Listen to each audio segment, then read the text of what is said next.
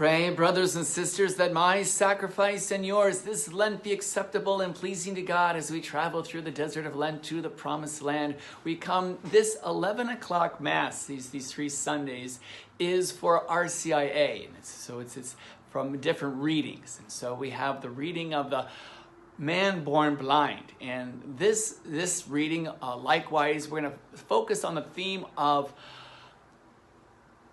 reverence and hospitality, that our sacrifice be acceptable and pleasing to God. Let's take first look at hospitality.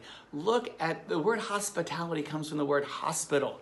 And so we see Jesus is the true divine physician in the hospital. He comes to the man born blind to reveal the glory of God, to make God visible in this miracle.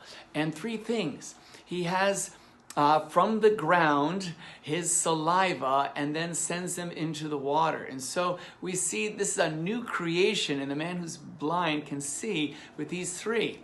Just like Genesis chapter 2, verse 6 and 7, we see that the water came out of the earth and renewed the face of the earth. And then man took dust and breathed onto him. So with dust and saliva and then this water, in a sense, Jesus is recreating this man born blind to see. And this is hospitality, to really reach out to those who are blind that they may see. And so the first reading is speaking about that to not look at others by their appearance, but look at them in their heart like God. And so Samuel finally chooses David because he's looking into the heart, not at the appearance, but into the heart. And David is anointed by Samuel, and the Holy Spirit rushes upon him. Let's really pray that we can truly see each other from the heart with good hospitality, that the Holy Spirit may come upon us and our sacrifice be acceptable and pleasing when we gather together in his name. And that takes a lot of reverence. So what's your response to Jesus? We see 3 responses in the story, John chapter 9, about the man born blind who can see.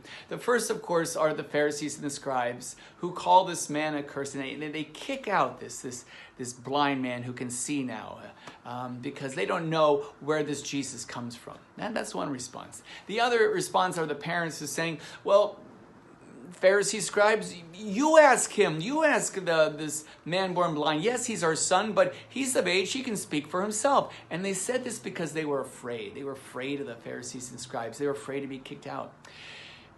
What's your response to Jesus? Are you afraid? Are you full of anger?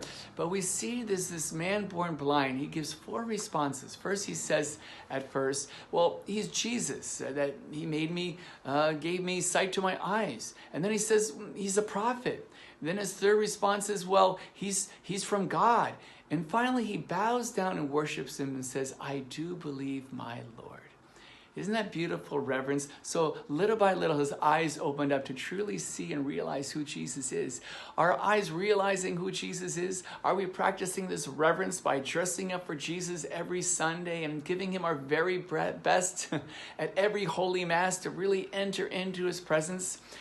And so the second reading speaks about live as children of the light. Learn what is pleasing to God. Expose the works of darkness to the light.